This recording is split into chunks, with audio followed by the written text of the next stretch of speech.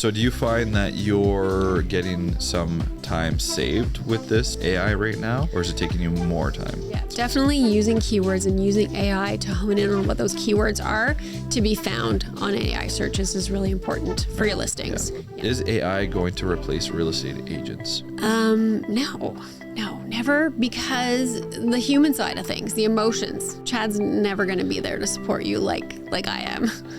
Fair. Okay. Welcome to the TNT Real Estate Podcast, where we spark conversations that set you up for real estate success. I'm Tyler. And I'm Tanya, and each week we bring you expert tips on navigating Northern Ontario's real estate market. Whether you're buying, selling, or investing, we've got the tools to help you thrive.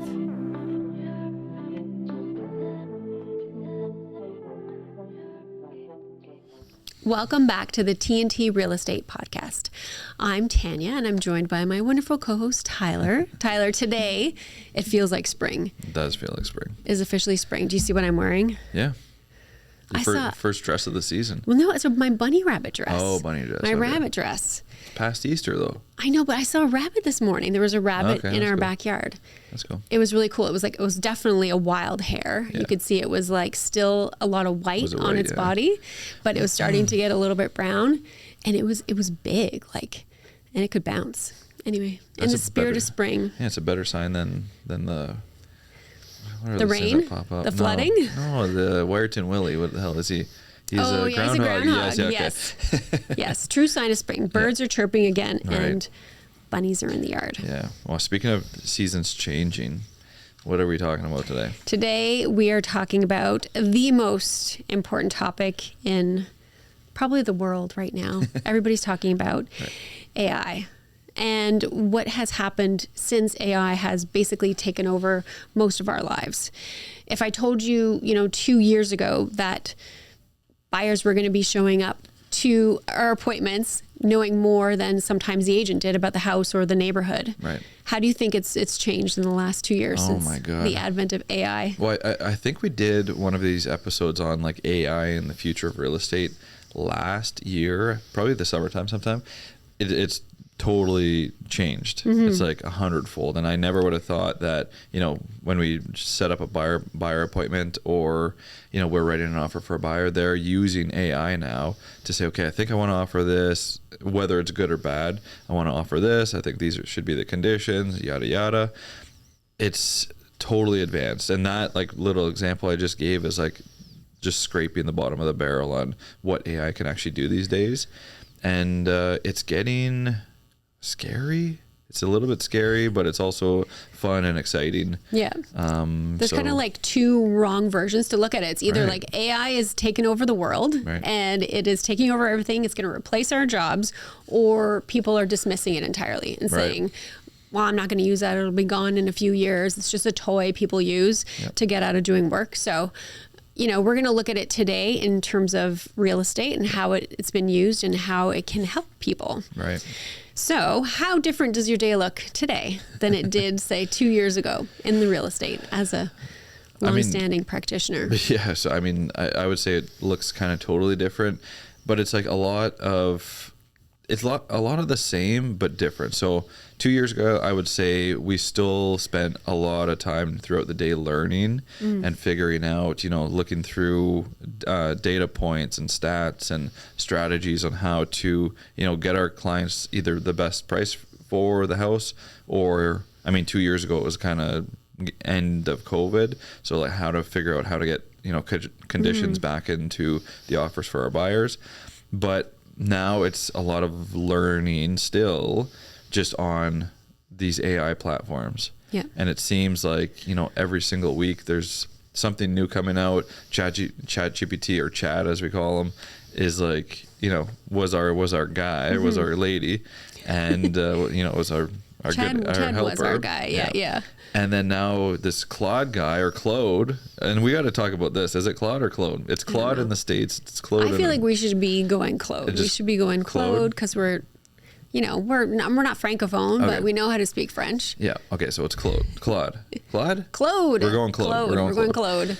And so I think it's, obviously they're a huge upgrade on ChatGPT, although, you know, every single update seems to be getting better on all of these platforms. And if somebody puts out, you know, Claude just put out a design, I'm sure ChatGPT next week will have the exact same update. Yeah. So it's one of those things, it's just like ever evolving. And then there's Notebook LM and Gemini and all sorts of different stuff, potentially doing the same thing, but a lot of different things as well. Okay. So how do we hone it in on what do you use in your daily practice? Like, how do you use AI as a real estate agent? What are some easy examples? Easy examples, writing listing descriptions, whether you agree with it or not, you know, changing, you know, some of the listing photos. Virtual staging is obviously a big one that has come a long way since, you know, 2 years ago. But the big thing is writing and just getting, you know, in front of the most people as you can. Really. Yeah.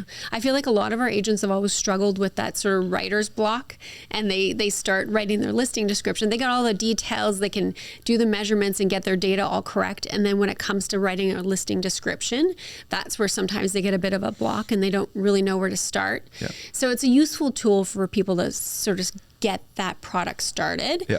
But always edit and always make sure it sounds like you. I think that's probably our biggest advice is don't sound like a robot, right? Don't use it to replace your voice and your common sense. Right. I've been obviously, you know, looking at different listening to different podcasts and watching different videos, and everybody says the same thing.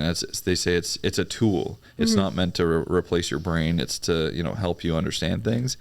And so even on like the buyer seller side of this, like you can use this tool to, you know, what are 5 questions I should be asking my realtors when they come in the door, or when my realtors send me these stats on a weekly basis, how should I interpret this? Like what's actually going on in the market?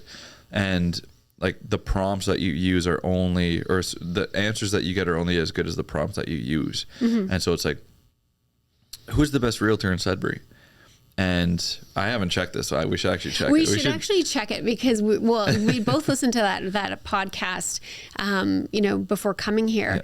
Yeah. And I think, I don't know how accurate it is, but they were saying like in Vancouver and whatnot, some of the names coming up were people who had been licensed for like less than a year, and somehow they game the system to get AI to recognize them, but they hadn't actually done many transactions. Yeah. And so, I mean, even here, like I've done, like when I'm doing research on, you know, a bit different projects that are coming to Sudbury, and, you know, it's pulling from an agent's blog post that I haven't seen active or sell real estate in like over a year. So I'm like, obviously they're pulling from sources that may or may not be credible. Yes. Reddit, I think, is one of the big ones as well. Right. Yeah. They're finding people who are recommended on Reddit, and Reddit can be a bit of a, you know, a back and forth in terms of negativity and upvotes and downvotes and that type of thing. So I don't really know what's going on in Reddit. I don't really think I want to pay attention to that, but that's one of the sources that's often cited, I think, in chat anyway. Yeah. Hopefully there'll be some better sources of actual accurate information. Right. So I think we're a long way away from it being 100% reliable. But there is ways to make it more reliable, and that's by asking it the right prompt. So if you're, instead of asking it, who's the best agent in Sudbury, ask it, you know, who I have, you know, a 4,000 square foot house in the valley.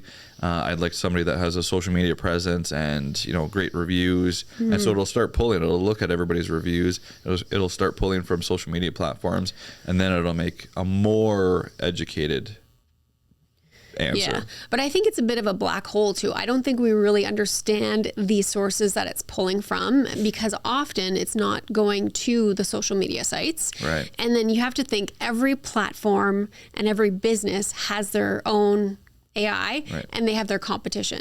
So they're going to want to keep sort of proprietary their side and keep the traffic going their way, rather than, you know, let's say, for example, Chad, our friend Chad. Yep. Chad's not necessarily going to recommend meta type, you know, reviews and things that are on Facebook and Instagram because it's a different platform, and then vice versa. Everyone's got their thing, and everyone has a bit of an agenda. So I don't know. I think a little bit more old school in terms of that is use it to maybe pinpoint a few agents that are active in your area and then go and read their reviews. So genuine Google reviews are probably the best source of information. Yeah. And then go creep them on social media and get a sense of whether you like them or not. Yeah, for sure. Yeah. And so do you find that you're getting some time saved with this AI right now, or is it taking you more time?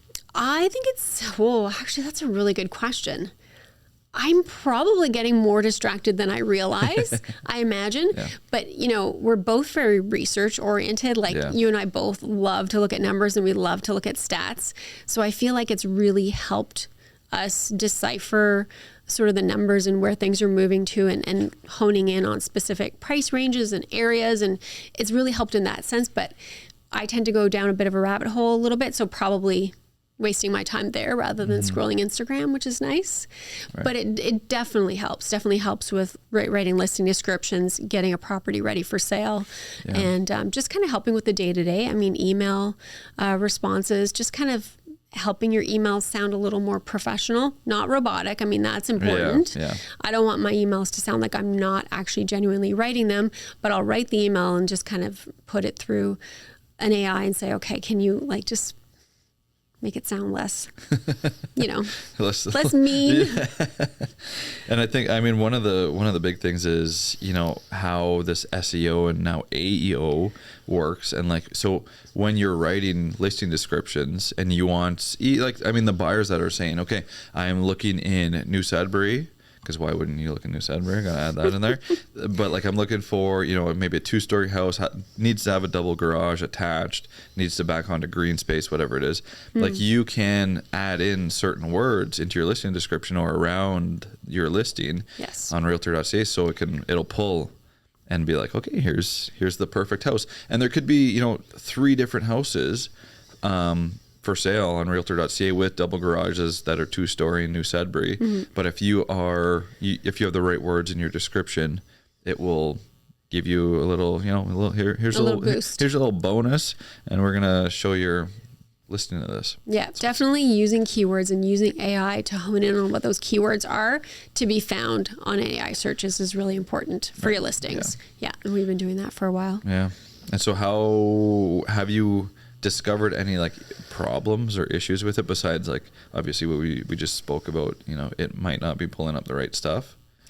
Definitely, incorrect information is one. Looking at contract negotiations, I've seen some agents asking, Chad, our best friend Chad loves to tell us what we want to hear. Right? So we've seen real estate agents try to use Chad to sort of argue their point. Well, I can do this in a contract because Chad says if I send it this way and do this, then it's legit. Well, Chad isn't a lawyer and Chad's not a real estate professional with 10 or more years of experience. And Chad's not the real estate counsel, looking at your documents and seeing the missing initial or whatever. So I think in that sense, it can be really problematic. People using it and it's giving you the wrong information because it likes to tell you what it knows what you want to hear, right? So maybe home sellers and home buyers are getting the same sort of treatment as well, right? If I want to look for a great deal in the market, entry level for $350, I don't have to do any work with a garage. Maybe Chad will say that that's totally achievable and give you some parameters to negotiate a low offer. That's a great budget. Yeah, that's a great budget. And the market says so. Yeah. But, in reality, in practice, your realtor and your advisors are going to be the ones to tell you whether that's actually achievable. Yeah. And they do, the robots or AI or whatever you call them, they don't know what they don't know. So they don't know they don't know if the seller is actually wanting to move. They don't know their motivations. They don't know I guess they could probably trend different market conditions, but they don't know, hyper local, how one street trades as opposed to another. I would say if it's before the park or after the park, exactly. Right? Yeah. So it's very interesting. And obviously Ryan Serhant, everybody knows Ryan, but he put out this reel a couple of weeks ago on how AI actually kiboshed one of his $50 million deals because the buyer, they were very close to having an agreement, and then the buyer asked ChatGPT, is this a good buy? And ChatGPT says, obviously siding with the buyer, says, oh, maybe you should, the market seems to be trending down and you're buying a $50 million place, and you should probably get it for $40 million. And then obviously if the seller was asking the same thing, they should, oh no, the market looks great. You should hold still, hold, hard at 50 million and don't let it go for a penny less. Yeah. So it's definitely a yes man, obviously for probably liability reasons and all sorts of stuff. But you got to be very, very careful when using that. It's like the AI is kind of working against the deal at that point. It's pulling one client or seller in this direction, it's pulling the buyer in another direction, but just fulfilling that prophecy and fulfilling the need and the want for that buyer or seller wanting to get that information. Yeah. So let's kind of hone in a little bit more on what is AI actually good at versus where does AI get it wrong often? So in your practice, what do you find AI is actually good at right now? Okay, so I think AI for me is good at, okay. I'm gonna take a right turn here for a little bit. So on this podcast, and I'm gonna do a plug too. So this podcast is only ever been on YouTube, but now we are on Spotify, Apple Music, and basically any other places that you could find just the listening portion of podcasts. And so I actually got Claude to help me pull the videos from YouTube, transfer those into an audio file while stealing the thumbnail, the thumbnails, organize it into a folder on my desktop.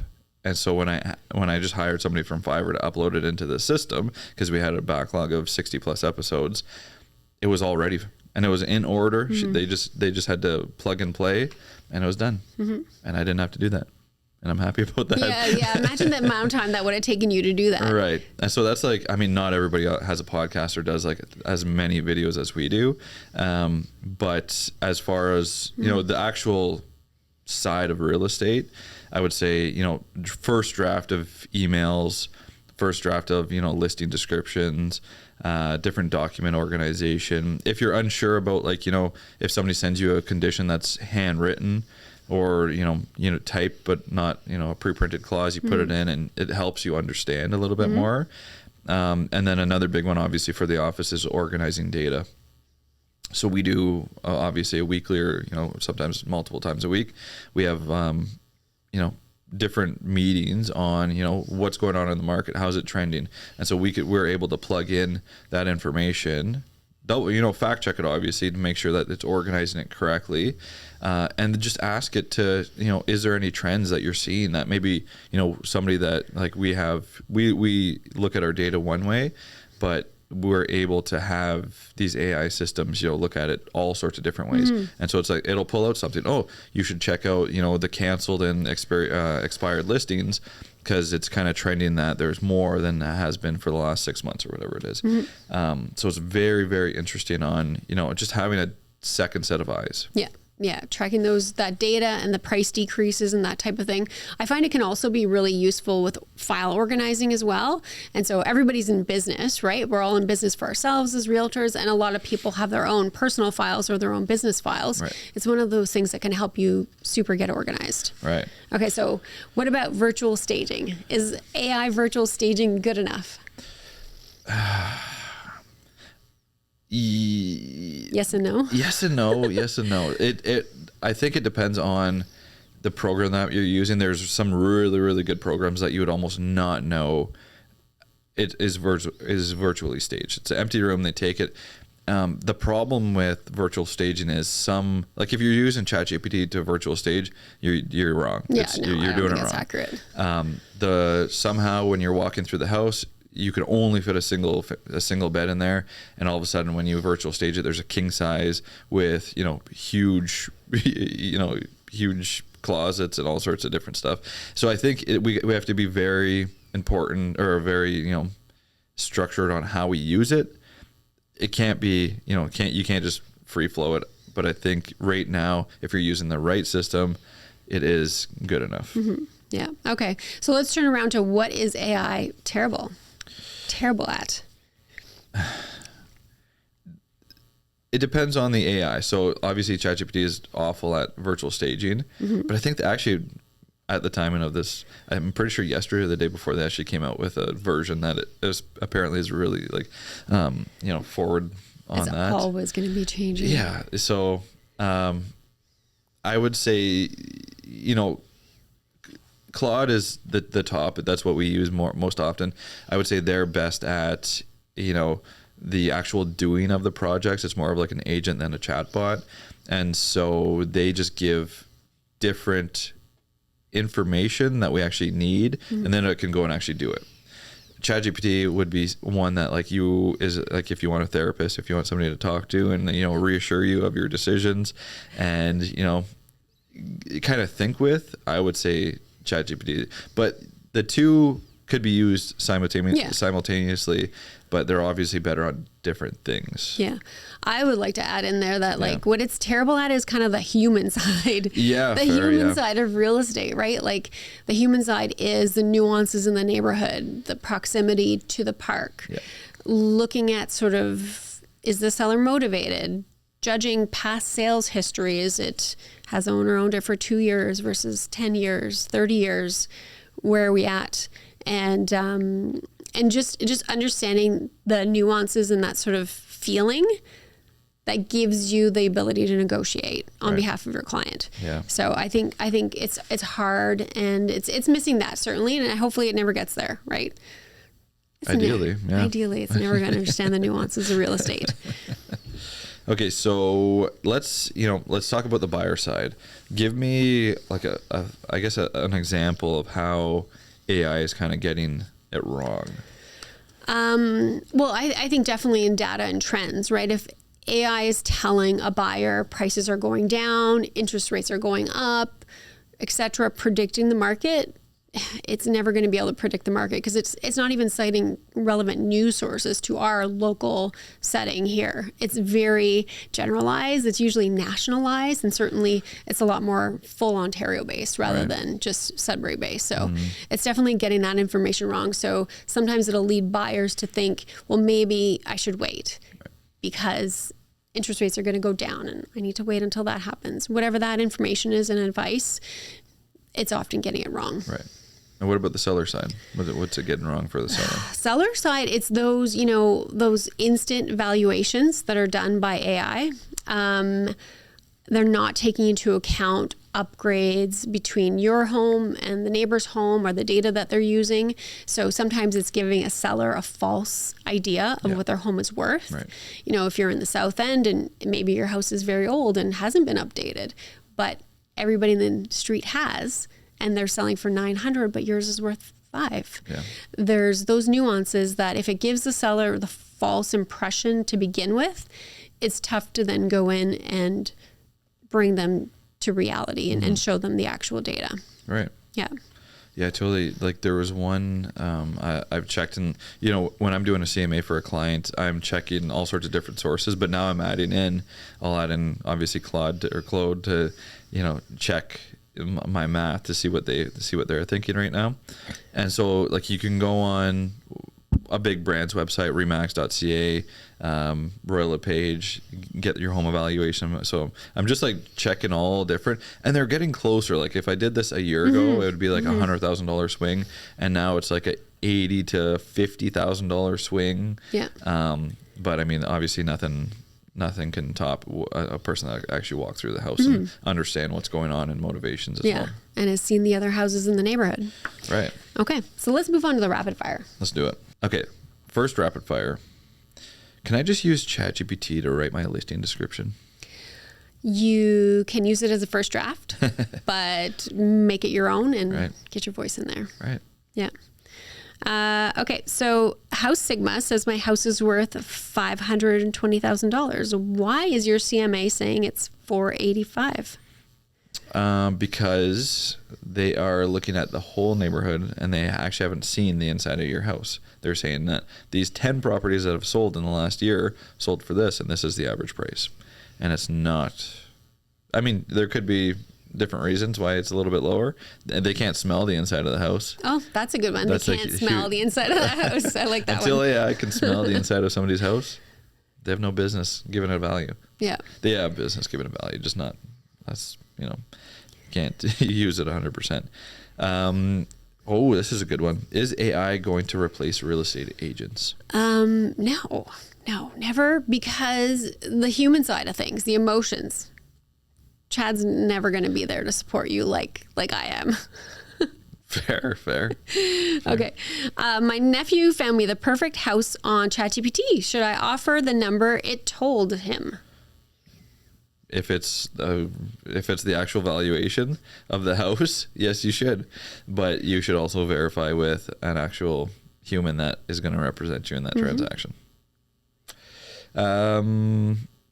Are you using AI to write this podcast, Tanya? I don't know, Tyler. Did you use AI to write this podcast? That's awesome. We use AI to give us examples, and if we're doing an episode on AI, we should say, what are buyers and sellers asking about AI, and then we use that in our podcast. Yes, we do. Okay, that's a good answer. Yep. Okay. I got an email from my lawyer with new wire transfer instructions. Should I send? Absolutely not. You should call. And actually, when we took over the brokerage This 2 years ago, yeah. And so we had new, banking information. We actually sent that out to the other brokerages because obviously we transfer money back and forth. And I was surprised when people started calling and being like, okay, I got this, I got these instructions. I just want to verify that you actually sent them. Yeah. And I didn't think about that at that time because it was over 2 years ago now. But now I'm like, yeah, I totally understand. It's just like, the same scam that goes on with the elderly and the people calling you and saying that your credit has been, whatever, the CRA account is hacked. And it's an issue. So no, you should not. You should call them. The person. You should call them and verify. Yeah. But you should never just blindly send it to. And AI is so sophisticated now that robot can probably call you and try to get you to do it. Right. So don't do that. Is it my? I think it's my question. It's my question. I'll just ask you another one. Can AI tell me if a neighborhood is good? Ooh. No, I don't think it can. I don't think it can.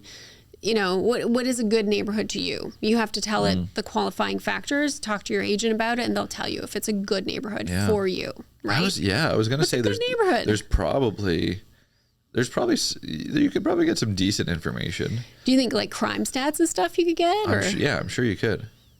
Because it's out. It's in like there's sites that say crime, but it's also like if crime is your number one take, maybe on whether a neighborhood is good. But what if it's like I want to have walking trails? I guess my rebuttal is just like, well, what is a good neighborhood to you? I think that's what's important. It can give you some information, but a human or a realtor who's experienced will give you a bit more. And then the local nuances for sure.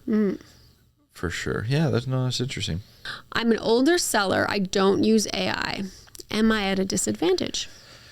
No, you're not at a disadvantage as long as you have a modern-ish realtor that can give you those answers. Because it's not, there's tons of buyers that are not necessarily skipping realtor.ca, but also using these chatbots to say, okay, what, tell me this information or find me a house in Sudbury that matches my description, and it'll do it. So you have to make sure that your realtor is on the trends, that they're doing the listing descriptions correctly so that they can get found by these different chatbots. So AI can be good. It can be bad. It can be nuanced. No, not going to start. I'm going to start over there. Ugh. Okay, so I think we've run through a lot of like what AI is good at, what AI is poor at. Ultimately, it comes down to putting a human touch on the information and understanding the nuances. Right. I think that's my take.